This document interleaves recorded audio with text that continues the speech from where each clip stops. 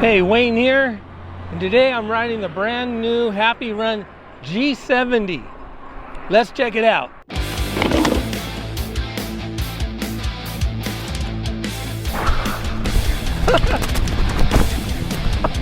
Oh, I knew it was going to happen eventually. Thanks to HappyRun for sending out their G70 for review. They have nothing to say in this video other than to answer any questions that I may have while creating this review. Quick mention, once in a while I give things away, sometimes bikes, sometimes speakers, all kinds of things. So if you want a chance at that, make sure to subscribe. It wasn't too long ago that I reviewed the HappyRun G100. If you want to see that video, I'm going to have links down below. And there are some differences between the two bikes, and I'll be mentioning them throughout the video. The G70 is a cafe racer styled e-bike. Comes in two colors, black and this one here, green. Okay, so on the G100, the two batteries worked independently of each other. In fact, if you wanted to switch between the batteries, you had to stop the bike, pull over, flip a switch under the seat, and then turn the other battery on and take off. Now, starting with this green G70, they have a battery balancer. So now you no longer have to stop the bike, pull over, switch batteries. It will automatically switch between the two as the batteries run down. So that is a good deal. I like that. I don't know if it's on the black model of this bike yet, but for sure it's on the green one. So nice to have. A little more information on the batteries. The top battery is a 48 volt 20 amp hour battery, and the lower is a 48 volt 18 hour amp battery. So combining the two together, the battery is a 48 volt 38 amp hour battery. It's going to get you pretty far on that. So it takes about 7 to 8 hours to charge the batteries, and HappyRun says that you should get about 85 miles on a full charge. Now that's going to depend on a lot of things like your weight, payload, terrain, uphill, downhill, throttle, how much you're throttling, how much you're pedaling. So consider all that, but yeah, 85 between the two batteries, that's a lot. This bike weighs about 98 pounds and can handle about a 330 pound payload. Rider height is about 5'1" to 6'5". I'm 5'7", and I can fit on this bike really well. It's pretty much just right for me. So I guess if you're a little shorter, you may have a little bit of trouble getting on the bike. Okay, so by default, this bike comes with a rear seat for passenger. As you can see, I've mounted the footrest down below. But you have a choice because it also comes with a rear rack. I don't really have anybody that I'm going to be throwing on the back of this bike, so I chose to remove the rear seat and put the rear rack on. So it's good to know that you have options though. Depending on what you're doing that day, you can either have a passenger or something in the rack. And the rear rack can hold up to 50 pounds. You shouldn't have any power problems with this bike. It's a rear hub motor that's 1,000 watts, and it peaks out at 2,000 watts, which is going to help you for like taking off and getting up some hills, an extra boost of speed when you need it. So out of the box, this bike will get up to 28 miles per hour. There is a limiter on there that you can turn off, and to do that, you have to turn the bike off, turn it back on. Within 5 seconds of powering it on, squeeze the brake lever 5 times. So like 1, 2, 3, 4, 5, and then you should see something flash on the screen, and that's how you toggle between the limiter being on and off. Now when it's off, this bike will get you up to 36 miles per hour. So you don't really need that, but if you have a reason, there you go. Unlock the limiter and take off. I'm gonna throttle this only. 18 miles an hour, 21, 22, 24, 26, 27, 28, 30, 31, 32, 33, 34, 35, and 36. Of course, you need to have a full charge when you do that. It's not going to get up there if you don't have a full charge. So once your battery goes down a little bit, you won't be able to get that 36, but you'll still have a lot of speed. For gearing, we have a common Shimano 7-speed shifter and derailleur. I say common because most e-bikes that I own come with a 7-speed Shimano shifter and derailleur system. Some of them come with an 8-speed, but 7 is pretty common on these. And it's nice to have the shifter in case you need a little help getting up some hills, pedaling. Let's say your battery dies and you need to ride your bike home. Shifting will come in handy. Or if you just want to ride it like a regular bike and not use any of your power assist level, so in that case you could just pedal and shift. It's equipped with front and rear hydraulic disc brakes with 160 millimeter rotors. I'm going to do a quick step right here to see how it goes. I'm going about 20 miles an hour, and let's just see how it stops. Not bad. Oh, and by the way, like most e-bikes, the motor will cut off when you press the brake levers. So that's a safety part of the bike. Good to have. So for suspension, you've got front and rear suspension, an adjustable front fork, and you got a spring in the back. Works pretty darn well. Yep. So it has a nice big display, and unless the sun is hitting it, it looks pretty good. It looks good in the shade. It looks really good at night. During the day, if the sun is behind you and beaming on it, it's hard to see. But like right now, I've got shade on it and I can see it really well. It's a really nice looking display. Would have liked it to be a little bit brighter for the day, but otherwise it's a nice display. So one quick thing you can change on the display is the odometer and the tripometer. You just tap the S button 3 times quickly and it'll switch. For throttling, you have a half twist throttle right here. Has a big giant light up on front, motorcycle style. It's 160 lumens and it is pretty darn bright at night. You also get turn signals left and right. You could use them individually or together, which is a good thing because when you use them together, they can kind of act like an emergency light or emergency flashers. So in addition to the nice big front headlight, the brake light is wired in and it also has turn signals, so that's really good. And between all the turn signals, you can use them independently, right, left, or right and left at the same time, like a emergency flashing light. For tires, we have 20 by 4-inch wide fat tires, which are good for terrains like this, and maybe some other terrains, like maybe some light snow, a little bit of sand. It's pretty good all around. So I only have maybe one complaint with this bike, and that was the kickstand that it came with. It didn't hold the bike up very well, and I contacted HappyRun, and they told me that all the bikes going out have a corrected, I believe, kickstand, so that should not be an issue anymore. I changed the one on my bike, so if you do happen to get a bike with a default defective kickstand, which you probably won't, but in case you do, I'm going to put a link down below to one that I found that works perfect on this bike. Now, if I was really being picky, I could complain a little bit about the display being a little bit hard to see during the day, but you know, you're not always in one position, so those times that the sun is behind you, it is a little hard to read, but overall it's not bad. This screen cover that was not included with my G100, but is included with the G70, does help a little bit. Otherwise, the G70 looks good, it rides good, it's nice and smooth, has a lot of power. With a motor of 1,000 watts that peaks out at 2,000, it's a powerful, fun, smooth ride.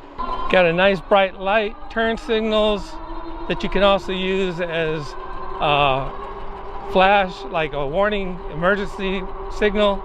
And the thing I like most about this one is that now the dual batteries switch on their own.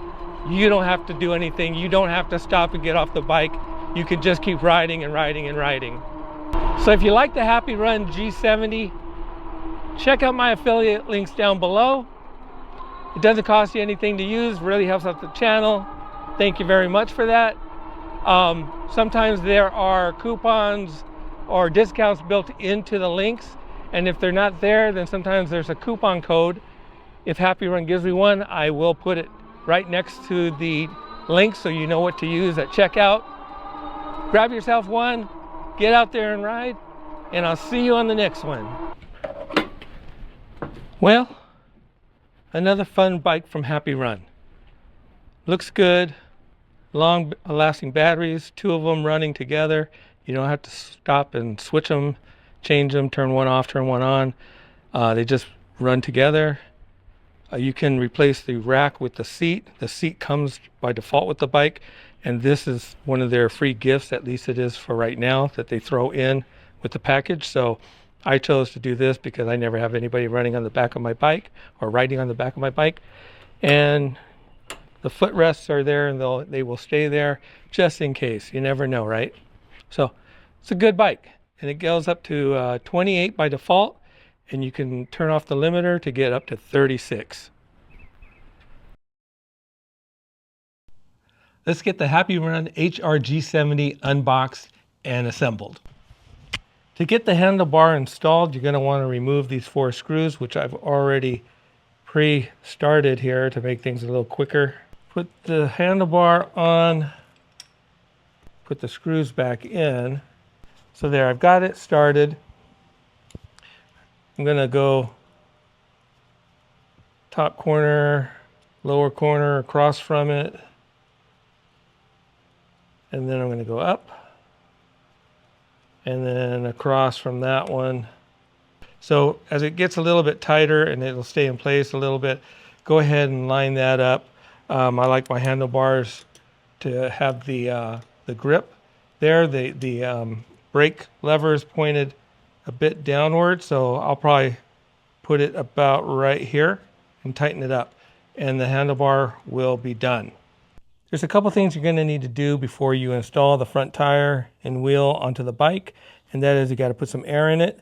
There is completely no air in here, so I think I'm going to have to kind of push down on it and try to seal that a little bit till I get some air in it and let it take over. The next thing you're going to want to do is install the rotor. The brake disc is going to need to fit on right here. It comes with all the screws that you'll need, so we'll do that next. So the tire says on it that it can max out at 20 psi. I went to 18 just to get it a little bit softer than when it's all the way at 20. So, all right, now I'm going to go ahead and mount that front brake rotor, and I am going to use some gloves here. So when handling a rotor, it's probably a good idea to wear some gloves because you don't want to contaminate that that surface on the brake rotor. So I'm going to use these plastic gloves here that I got off of Amazon. Everything that I'm using, like the air pump and these gloves and screwdrivers, it does come with a kit, a tool kit, but some of the things aren't there, like these gloves. I'm going to put a link to everything below in the description and comment area, so check that out. I'm going to go ahead and get each one of these started by hand, and then I'll tighten it up later. So let's see here, let's get this one going. Okay, so make sure that you're wearing gloves when you're handling the rotor, the brake rotor, and you're going to want to go ahead and place it on, hand tight all the screws around it, and then use something like this. It's a torque wrench. This is a small one that I just keep around.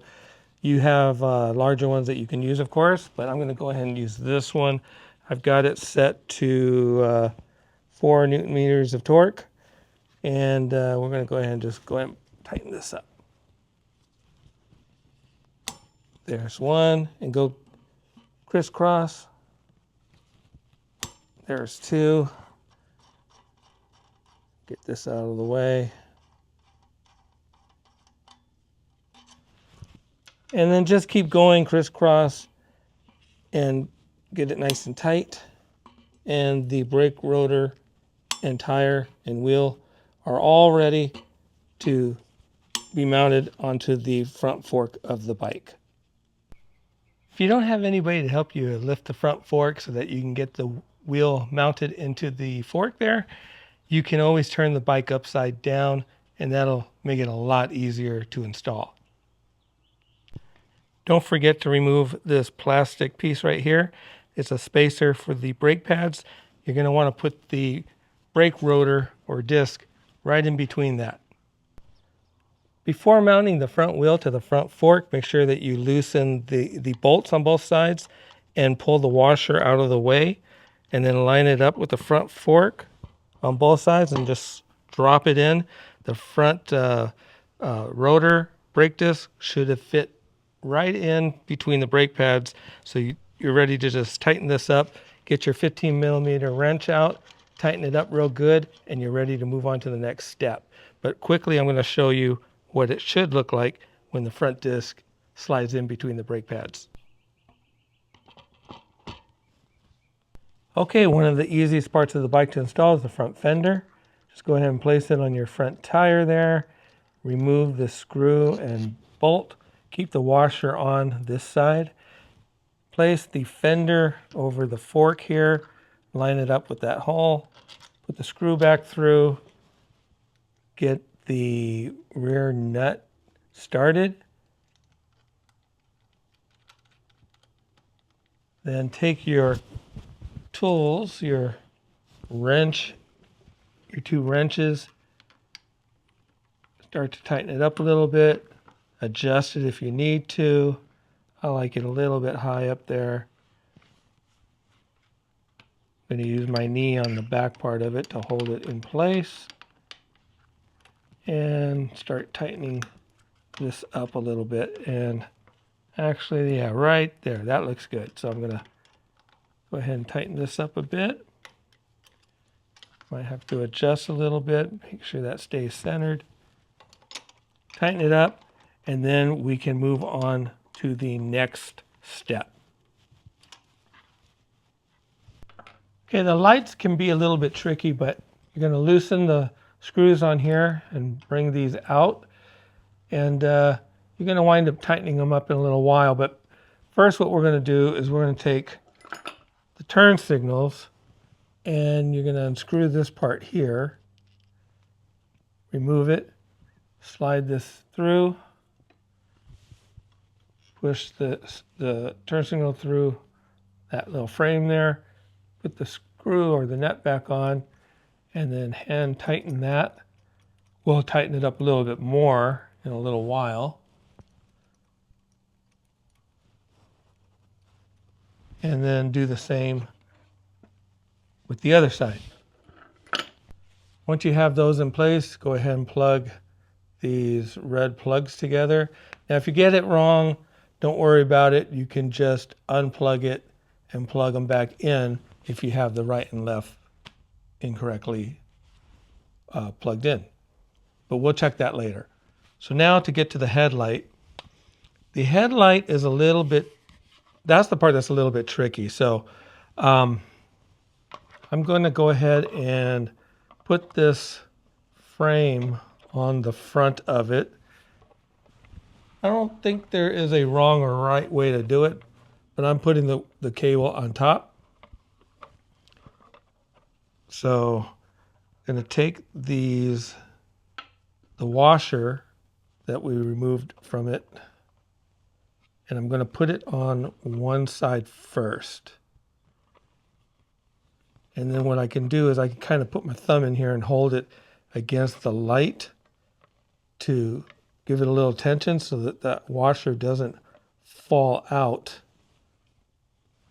when you put the screw through. So go ahead and place the screw through, get it started, thumb tight just a little bit. Now you're going to do the same thing on the other side. Then place that washer on this side of the light. And again, you can use your thumb and fingers to kind of pull it towards and hold it against the frame of the light. Put the screw through and start to get it tightened up on this side. So once you get both of those in there, you can go ahead and kind of tighten them up evenly. You can go ahead and also connect the blue cable. Line up the pins, push it together, put the light about where you want it, and then you can start tightening it up. Now, don't over tighten. This is a plastic piece. Just kind of get it snug. And personally, I don't really like having my light straight like this. I like having it a little bit facing downward because I don't want to blind people that I might be pulling up to.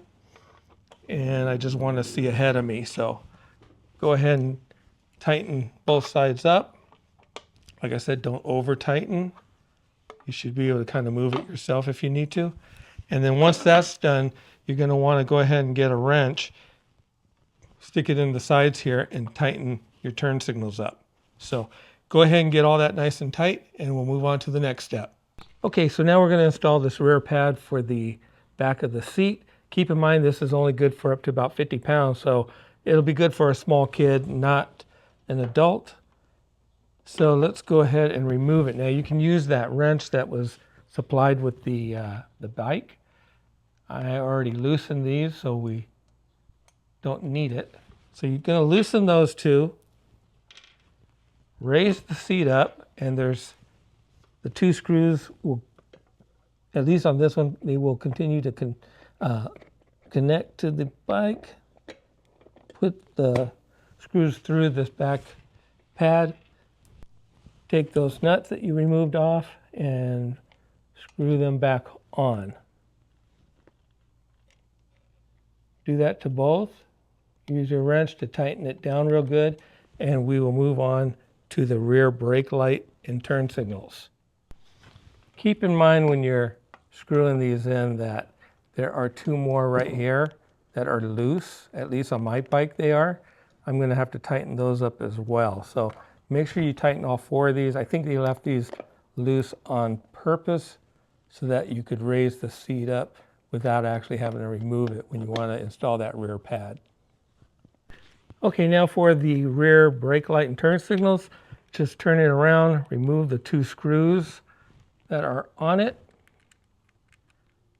or bolts that are connected. Place it through the frame of the bike right here. Put those two bolts or nuts back on. You can finger tighten them to start and then use this wrench to tighten them up. And then once you have those tightened, you can take this cable and connect it to this cable that's already been routed. So let's go ahead and plug that in. And the rear brake light and turn signals is done. Okay, so it's time to install the footrest. It comes with a set, and if you don't see any screws, don't worry. It's inside your HappyRun toolkit. So there should be 4 screws in there. We'll go ahead and line everything up, put the screw through, get it started. And then we'll do the same for the other side. And once you get them both on and tightened down, we'll move on to the next step, which is going to be, we'll go ahead and do the pedals next. This is how it should look when they're done. You can put them up, you can flip them down. Okay, we're going to put these pedals on. The right side goes on clockwise, the left side goes on counterclockwise. There are arrows on here to show you which way to install them. So I'm going to install the right side first. I'm going to throw the left one over to the left side, and we're going to go ahead and get this started by hand. So we'll get this one started, and then as soon as I do, I'm going to switch over to the supplied 15mm wrench that came with your HappyRun e-bike. So go ahead, there's a notch on there. You can start tightening this down. Do the same thing on the other side. Don't forget that it goes on counterclockwise on that side. And we'll move on to the next step. Okay, so your bike should come with 2 batteries. The battery is off right now. Both of them have an off-on switch. I'm going to show you how it works on this one. You can push it on, and you can now press this button to see how much of a charge it has. And also, there's a little plug here for where you charge your battery and keep that plugged up. There's a key for both batteries. The top and bottom are separate, so make sure you don't lose them. This key is in the unlock position. If I lock it, this post will stick out. If I unlock it, it will go back in. So I'm going to go ahead and mount it on the bike. Just put it right up here in place and then push it down and then lock it up. Okay, to install the display, you're going to want to remove these 2 screws. And then it looks like they included something like a dash cover, so a sunscreen that you are going to mount over it. So they're going to connect together to the handlebar. Now, a couple quick tips that will help you. If your handlebars are tight and they're up, loosen them so it can go down, and you can put your screwdriver in through a horizontal position. It'll make it a lot easier. And plan on using these 2 screws, the holes here on the inside, not the outside. This is the only 2 that the display will fit into. So make sure you use that, have your handlebars down. I'm going to go ahead and put it all together and show you the final product once I'm done. So this is what it looks like when it's done. Pretty nice. A nice little sunshade. There are 2 cables to hook up here in the front. One's green, one's black. Just color code them, match them up, and plug them in. That looks pretty good. Now, this little QR code right here, by the way, is HappyRun's video on YouTube on how to put this whole bike together. So if you don't like my video, check that one out. Don't forget, once you have everything installed, remove this little piece of film here, unless you like it on there, but there it is without. Another quick note that the brake handles and maybe this part, this feels tight enough to me. You should be able to move it. You don't want to over tighten ever on any of the bikes, the controller, because there's a little board in there, you could mess it up. But this shifter, these brake levers, yeah, you're going to want to put them where you want them and tighten them down. They come loose. So make sure you check that out and get them right where you want them. Now that your bike is fully assembled, make sure that you go over things and that your tires have the proper pressure in them. Your batteries are fully charged. Everything is tightened down and lined up. And grab yourself one, get out there and ride, and I'll see you on the next one.